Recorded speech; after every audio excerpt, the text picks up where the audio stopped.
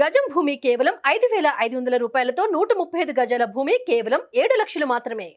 ఈ యావరేజ్ 47 సంవత్సరాల అధ్యక్ష. ఇక్కడ మొత్తం 1144 టీఎంసీల లభ్యత ఉంటుంది అధ్యక్ష. ఇది ఏది సిడబ్ల్యూసీ చెప్పే రికార్డు. ఇందాక నేను చూపించిన లిఫ్ట్లు ఈ పరిగణనలో లేవు. ఇందాక నేను చూపించిన బ్యారేజీలు ఈ అకౌంట్లో లేవు. వాళ్ళు సిడబ్ల్యూసీ దృష్టిలో అవన్నీ లేవు. వాటి తర్వాత ఇంకా తగ్గుతుంది. ఈ రకంగా 49 టీఎంసీలు జూన్లో, జూలైలో 240, ఆగస్టులో 460, సెప్టెంబర్లో 279, అక్టోబర్లో ఏకంగా పడిపోతుంది 88.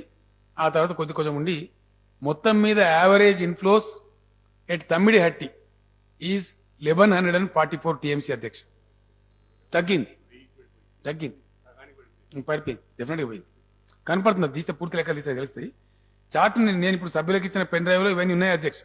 ఇవన్నీ అంతర్భాగంగా ఉన్నాయి, సభ్యులు చూసుకోవచ్చు, దానికి ఇబ్బంది లేదు. మొత్తం మీద ఆన్ ద హోల్ 1144 టీఎంసీలు ఇక్కడ ఉన్నాయనేది సిడబ్ల్యూసీ లెక్క అధ్యక్ష. ఇది ఎవరి సొంత కవిత్వం కాదు, ఎవరైనా చెప్పేది కాదు. అక్కడ గేజ్స్ ఉన్నాయి, ఆ గేజ్ చూపించే లెక్క. కాళేశ్వరం దగ్గర అధ్యక్ష, ఇది కాళేశ్వరం దగ్గర అధ్యక్ష.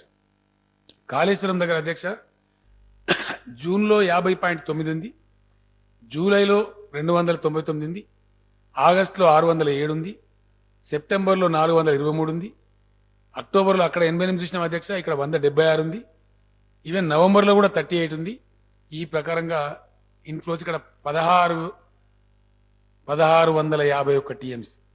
అంటే తమ్మిడిహట్టి టు కాళేశ్వరం వచ్చేటప్పటికి నీటి లభ్యత సరాసరి 500 టీఎంసీల పైచిలకు ఇక్కడ ఎక్కువ లభిస్తుంది అధ్యక్ష.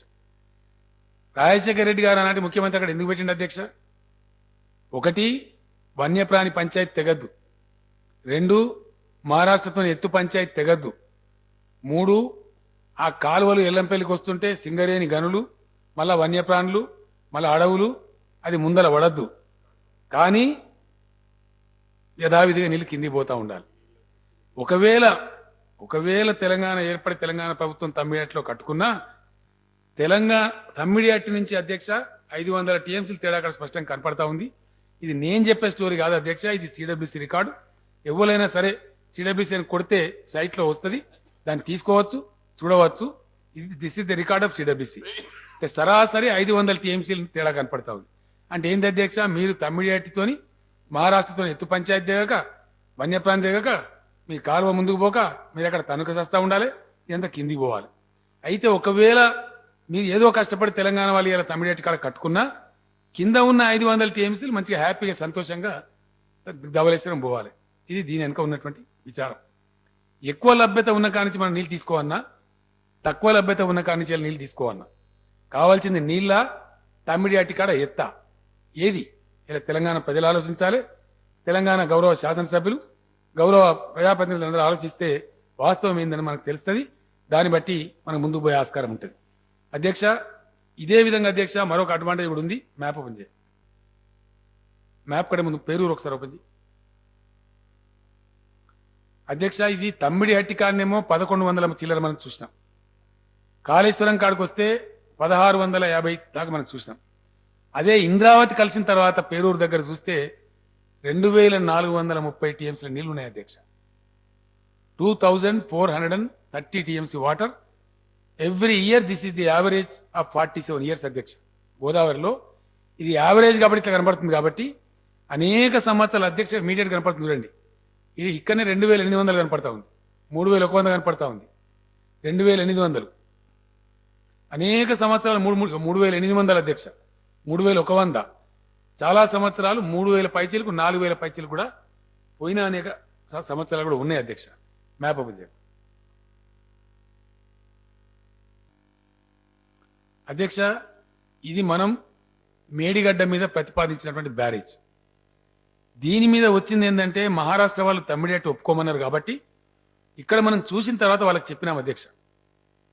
ఇక్కడ మేడిగడ్డలనేమో తమ్మిడిహట్టిలనేమో బ్యారేజీలో ఉండే స్టోరేజీ 5 టీఎంసీలు అధ్యక్ష.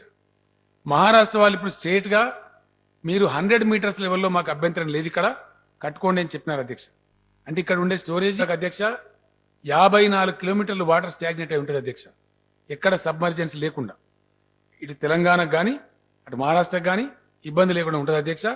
మన గోదావరి ఇదేమో మెయిన్ గోదావరి అధ్యక్ష. ఇది ఈ మెయిన్ గోదావరిలో కూడా దాదాపు 42 కాదా అబద్ధాలతోనే సభను వారు తప్పుదోవ పట్టించాలనే ప్రయత్నం చేస్తారు. నేను ఈ సభలో జరిగిన చర్చల్ని తప్పుడు అంశాలను రికార్డులలోకి పంపించిన విషయాన్ని, ఆ రికార్డులను అన్నిటిని కూడా సరిదిద్దాల్సిన బాధ్యత సభానాయకుడిగా నా మీద ఉన్నది.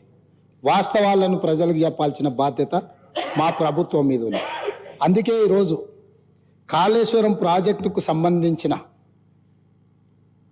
వాళ్ళు ఇప్పటి వరకు టెక్నికల్ శాంక్షన్ ఎంత ఇచ్చిండ్రు, పనులు ఎంత పూర్తి చేసిండ్రు, పేమెంట్లు ఎంత చెల్లించిండ్రు అని చెప్పాల్సిన బాధ్యత మా మీద ఉన్నది అధ్యక్ష. ఈరోజు కాళేశ్వరం ప్రాజెక్టుకు సంబంధించి అగ్రిమెంట్ వాల్యూ 1,27,872 కోట్లు. ఇన్ని టెండర్లు పిలిచి ఇప్పటి వరకు ఒప్పందాలు చేసుకున్నారు అధ్యక్ష. ఇందులో వీళ్ళు 96,876 కోట్ల రూపాయలు పనులు పూర్తయినాయని అధికారికంగా లెక్కలు చెప్తున్నాయి అధ్యక్ష. ఇందులో 32,076 కోట్లు బడ్జెట్ నుంచి పేమెంట్లు చేసిండ్రు. 61,616 కోట్ల రూపాయలు కార్పొరేషన్ ద్వారా లోన్ తీసుకొచ్చి ఖర్చు పెట్టిండ్రు అధ్యక్ష. అదేవిధంగా అంటే రెండు కలిపితే 90,425 కోట్లు ఇప్పటికీ పేమెంట్లు జరిగినాయి. ఇంకా 3,184 కోట్లు కాంట్రాక్టర్లకు రాష్ట్ర ప్రభుత్వం బకాయి పడ్డది.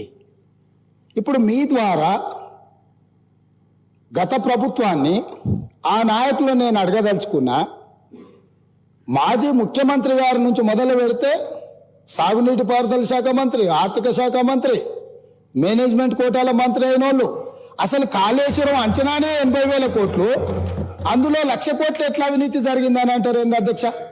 1,00,000 కోట్ల అవినీతి, 1,00,000 కోట్ల నిధులు దుర్వినియోగమైనాయని ఎందుకు చెప్పినామంటే, ఈ లెక్కలు వేసుకొని 1,00,000 కోట్లు ఖర్చు పెట్టినా 1,00,000 ఎకరాలకు కూడా కాళేశ్వరంలో నీళ్లు అందలేని వాస్తవాలు మాకు తెలుసు.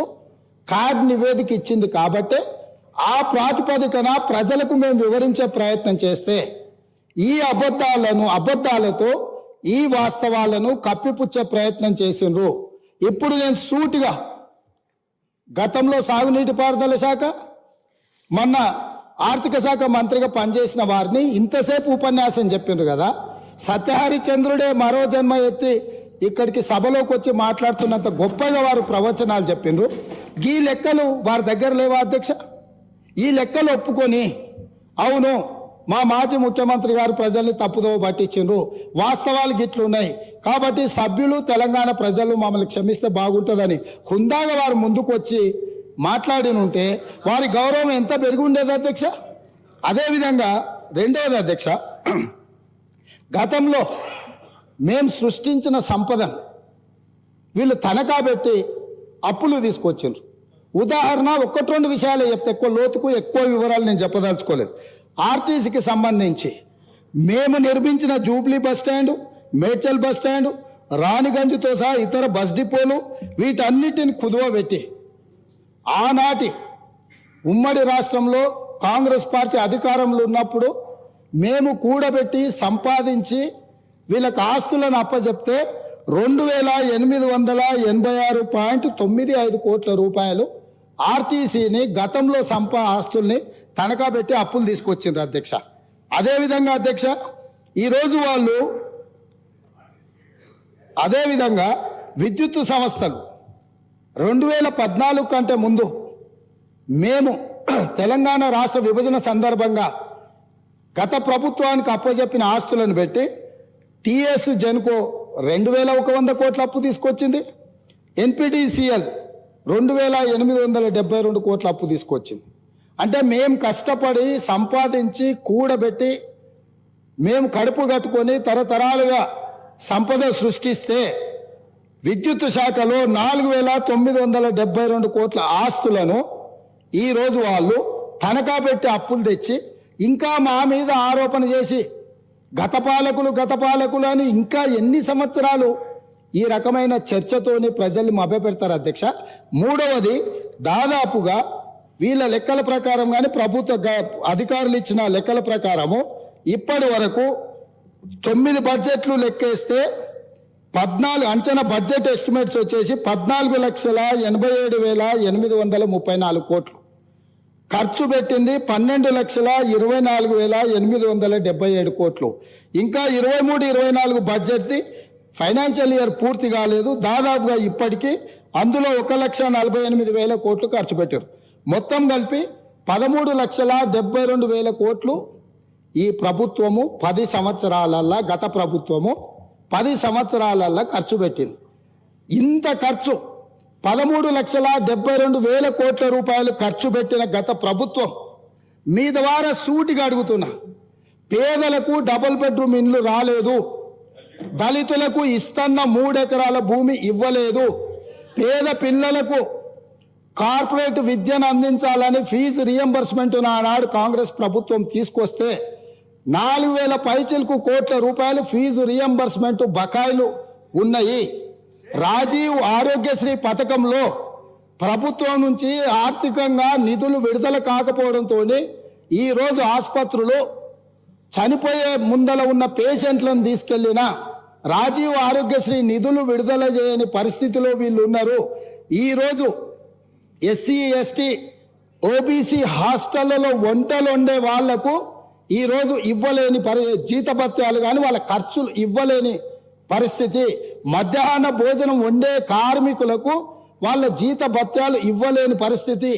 అవుట్ సోర్సింగ్ సెక్రటేరియట్లో పనిచేసే అవుట్ సోర్సింగ్ ఉద్యోగస్తులకు జీతభత్యాలు ఇవ్వకపోవడం వల్ల కొత్త ప్రభుత్వం వచ్చినప్పుడే అదే సచివాలయంలో వందలాది మంది అవుట్ సోర్సింగ్ ఎంప్లాయీస్ వచ్చి నిరసన తెలిపే పరిస్థితి. Triple IT